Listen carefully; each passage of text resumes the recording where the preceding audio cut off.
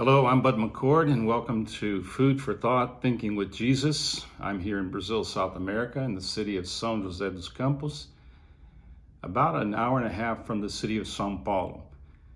It's an honor for me to be able to create a group here online, an international group of people who speak English, who want to learn more about Jesus, but above all want to think with Jesus.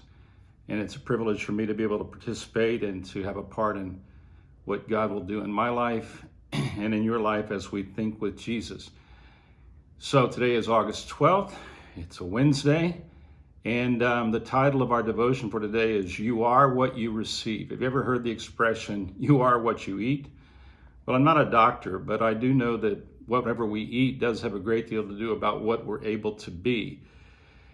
But there is something in the spiritual realm that is definitely affirmed in the Bible, from the beginning of the Bible to the end of the Bible, and that is we are what we receive. We are what we receive. Now, I'm using the word receive as a synonym or an equal word to faith. We are what we have faith in, or from what we receive. Let me read something to you really interesting, how the Bible opens and the Bible ends. Okay, in the beginning of the Bible, in Genesis chapter 2, it says this: Then the Lord God took the man, that's Adam, and put him in the Garden of Eden to tend it. And the Lord God commanded the man, saying, Of every tree of the garden you may freely eat, but of the tree of the knowledge of good and evil you shall not eat, for in the day that you eat of it, you shall surely die. So the subject in the Bible, in the very beginning of the Bible, is if you eat the wrong thing, you will die. It's a metaphor. It's a true story. It's an illustration of the fact that whatever source you use to sustain you, to give you life, will either give you life or it will not give you life. And he says, if you eat of the tree of the knowledge of good and evil, it will not give you life. It will take away your life. It's a profoundly deep understanding of the human reality. We were designed to receive life from God, not from our own mind. It's very, very interesting. Now, here's how the Bible ends. Chapter 22 of the book of Revelation. It says this: And he showed me a pure river of water of life, clear as crystal, proceeding from the throne of God and the Lamb. In the middle of its street and on either side of the river was the tree of life. Remember the tree of life back there in the Garden of Eden? The tree of life, which bore 12 fruits, each tree yielding its fruit every month. The leaves of the tree, I'm assuming the eating of the leaves of the tree, were for the healing of the nations. And there shall be no more curse, but the throne of God and of the Lamb shall be in it, and his servants shall serve him. They shall see his face, and his name shall be on their foreheads. There shall be no night there. They need no lamp nor light of sun, for the Lord God gives them light, and they shall reign forever and ever. So interesting. The Bible begins in a garden where the subject is what you can and cannot eat if you want to live. And at the other end of the Bible, everything ends, and we're back in a garden. We're back in the presence of God. We're back with the tree of life. And what politics never did, because politics could never heal the nations, eating from the leaves of the tree of life does. So there is something to this idea that you are what you receive. And in spiritual terms, you are what you eat. There's a passage in the book of John where Jesus says to the people that they needed to eat his flesh and drink his blood. And at that point, a lot of people stopped following Jesus. But his disciples, he looked at them and said, Are you going to leave too? Because I talked about you need to eat my flesh and drink my blood. He said, No, where shall we go? You have the words of life. Remember, this whole study of ours is based on the idea man shall not live by bread alone, but by every word that proceeds from the mouth of God. So there's a sense in which our spiritual life is truly described like this: you are what you receive. You are what you receive. Anyone who knows me for any time know that I talk a lot about receive. This is like hands open. Receive. Rejoice. That's hope. And release. That's love. So it's faith, hope, and love. You are what you receive. What you receive generates, if it's from the right source, which is God, joy.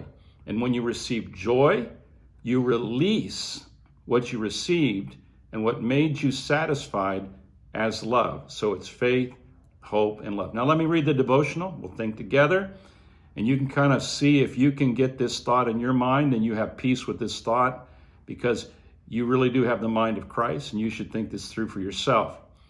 God told Adam and Eve they would be dead if they received the fruit from the tree of the knowledge of good and evil. They received the fruit, that wrong fruit, and died. They became what they received. And the Lord God commanded the man, saying, of every tree of the garden you may freely eat, but of the tree of the knowledge of good and evil you shall not eat, for in the day that you eat of it you will die. From Genesis to Revelation, we see this truth. We are what we receive. No one can decide to be what they want to be. They can receive what they want to be. They can choose the source, and by so choosing, they choose their being. In Psalm chapter 1, verses 1 to 3, we see a contrast between what people chose to receive in the Old Testament.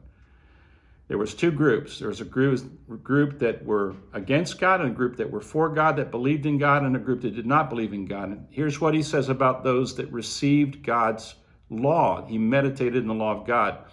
But his delight is in the law of the Lord, and on his law he meditates day and night. He is like a tree planted by streams of water that yields its fruit in its season, and its leaf does not wither. And all that he does, he prospers. Why? Because he receives directly from the mind of God how to live, meditating on the law day and night, and he's receiving continuously from the right source. Notice the words, he meditates day and night. This is a deliberate receiving from God's intentions as revealed by the law. This man became what he received. John tells us that when we receive Jesus, we will be children of God.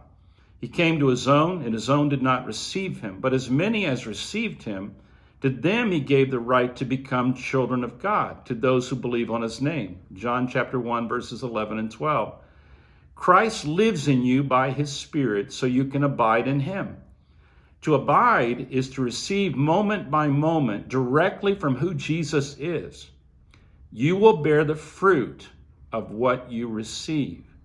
Remember, you are what you receive.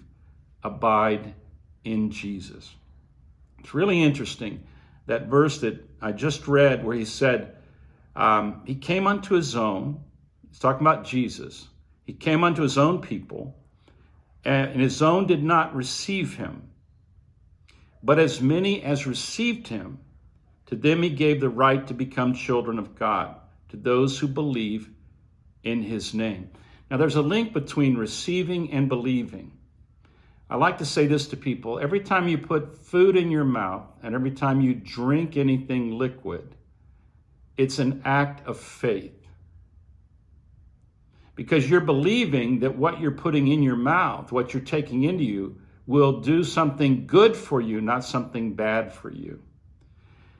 Every time that we put our focus on Jesus and we believe, we commit. We commit. To believe is to commit. It's not just an idea in my mind that I'm going to go, yeah, I like that idea, I think I'll keep that idea. No, it's to commit. And so when we talk about discipling people or spiritual formation or being authentic disciples, we're talking about people who have deliberately looked at Jesus and see him as the tree of life, which see him as the living water, which see him as the bread of life, which see him as the resurrection and the life, who see him as the true vine, and then they can see themselves as the branches which are receiving, rejoicing, and releasing. It's really interesting how we're all dependent on things continuously that we did not produce. I'm going to illustrate it with just 3 of them. Number 1, air. How much oxygen, which you need to exist, have you produced in your lifetime? How much? And the answer is so clear. You don't produce oxygen. You receive oxygen. You have to receive oxygen. How many minutes can you live without oxygen? You can't live more than 15 minutes or so, I think, at the outside before you completely begin to die. So you live every day receiving something that you didn't produce. That's a symbol of the grace of God. Another thing, the DNA that you use right now, the DNA that I am using right now, I did not produce. I received it. And I am biologically what I received. My DNA came from my mother and my father, and then came before them from my relatives down the line. It's incredible when you think about it that everything that I will express during my entire life in a biological sense, I received. I am what I receive. I receive air every day. I receive it. I didn't produce it. I have my DNA that I received. I didn't produce it. I can barely maintain it. If I maintain it, it is because I'm receiving food every day that comes from nature that also I didn't actually produce. We might cultivate it, but I'm not the source of that. Another thing is the sun we receive every day, the sunlight. We live in an ecosystem where if the sun was a little bit closer, we would all be burned to death. And if it was a little bit farther away, we'd all freeze to death. But God in his grace and mercy brings the sun up over all of us, and we receive from something we didn't produce and we do not sustain.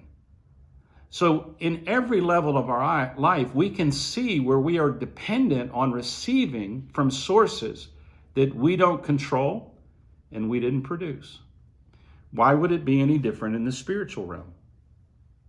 In the spiritual realm, the Apostle Paul wrote these words, "The just shall live by faith." The just shall live by what they do not produce, but what they do receive. The just, the people who are able to love as they should love, will be able to be people who love, who are the love of God in action, who are the fruit coming from the true vine. They will do it because they were receiving it. There's something really interesting in the spiritual life that is really worth thinking with Jesus about. Whenever I get anything right, whenever I do what is right, whenever I am righteous, when I am just, I have to say this: it wasn't me. I received it. It was the grace of God. It's the same thing I should say about, I'm warm this morning. It feels so good to be in the sunlight, but it's not me. It's the sun. I took a deep breath and I feel so refreshed, but it's not me, it's the air. I feel strong in my physical being today, but that's not me. It's the DNA that I received. It's working. Think about this. You are what you are by the grace of God. You just need to make sure that you're eating from the right source, from the right tree. And the tree of life is a picture of Christ in you. And he said, he who believes in me, he who commits, he who believes in me and drinks of my blood and eats my flesh, he said, from that person, rivers of living water will flow. It's a beautiful thought. It's an exciting thought. You are what you receive. So don't worry so much about what you're going to do. Receive really well. And all of a sudden, what you will do is who you are. And who you are is someone abiding in the love of Christ. And so you will love your neighbor as you love yourself. It works because it is the reality that we need to receive from the right source. We need to be satisfied very deeply and happily alive from that source. And then we need to release freely the grace of God that we have received. Sounds like a wonderful plan to me, and it is a wonderful plan because when I receive, I rejoice, and I release, it's a great day. Hey, have a great day. This was Food for Thought, Thinking with Jesus. Have a wonderful day, whatever time it is where you are, and I pray that God would bless you and you would receive well. And remember, receiving involves committing as well. God bless you. Have a great day.